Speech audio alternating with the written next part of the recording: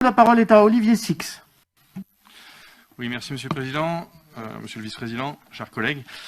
Comme vous l'avez compris, nous apportons notre total soutien aux commerçants, aux hôteliers et aux restaurateurs qui, malgré les aides et les soutiens importants qui sont apportés par l'État, qui sont apportés par notre collectivité, et auxquels j'appelle chacun à profiter au maximum et à se renseigner.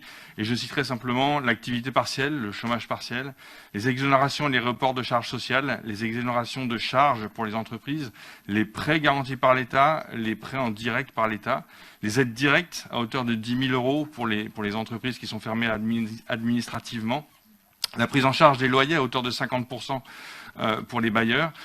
Malgré toutes ces aides, nos commerçants, nos hôteliers, nos restaurateurs souffrent énormément, à la fois dans leur entreprise, mais aussi dans leur personne et souvent dans leur famille.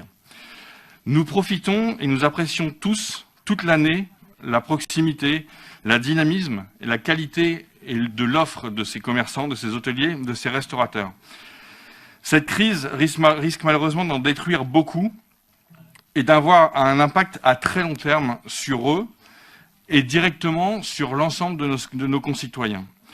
En cette période cruciale de Noël, nous lançons un appel aux citoyens métropolitains et nous demandons à chaque personne dans cet hémicycle, et nous demandons à la métropole de relayer cet appel, si possible rapidement, un appel aux citoyens métropolitains d'attendre la réouverture des commerces non obligatoires, non essentiels, qui devraient ne pas tarder, d'attendre, quand ils font leurs achats en ligne, de favoriser leurs achats en ligne sur les commerçants locaux, sur les producteurs locaux, et de résister à la facilité d'aller faire leurs achats sur les grandes plateformes.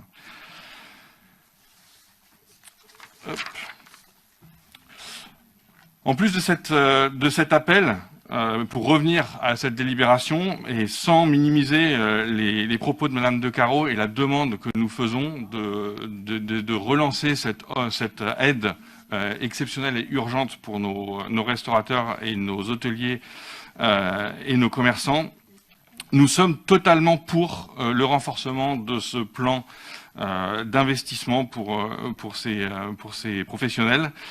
Pourquoi? Parce que ça répond à plusieurs objectifs long terme en même temps.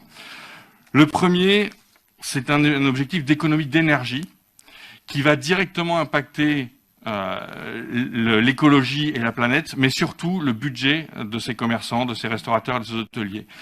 Le deuxième, ça va apporter à leurs salariés et à leurs clients bien plus de confort.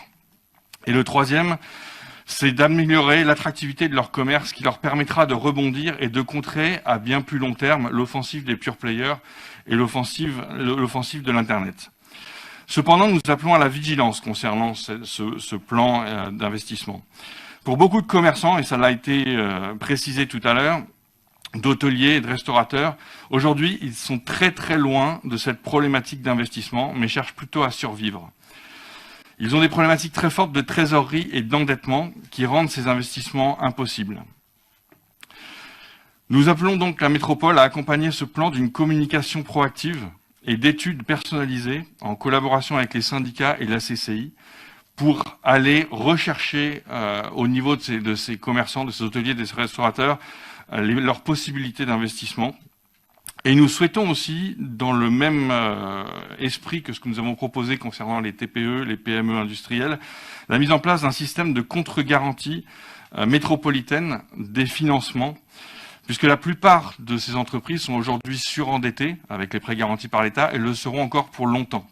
Et je pense qu'il faut que nous trouvions, que ce soit pour les investissements écologiques, d'économie d'énergie, que pour les investissements dans l'industrie, dans l'industrialisation, un système de contre-garantie métropolitain pour permettre aux organismes financiers de faire leur travail et de financer tous ces investissements. Merci.